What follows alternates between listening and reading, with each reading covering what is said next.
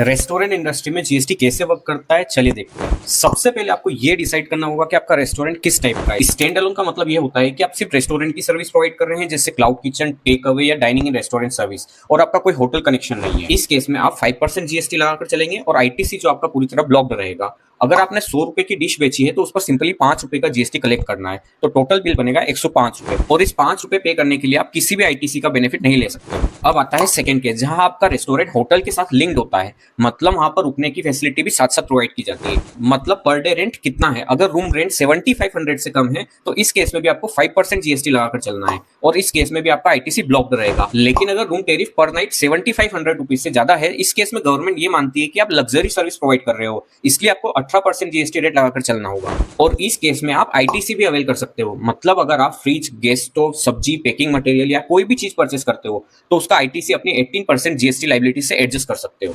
अगर आपको restaurant industry की कंपोजिशन स्कीम की जीएसटी रेट की इन्फॉर्मेशन चाहिए तो मुझे फॉलो करो और कमेंट में रेस्टोरेंट टाइप करो, मैं आपके डीएम में सारी इन्फॉर्मेशन सेंड कर दूंगा।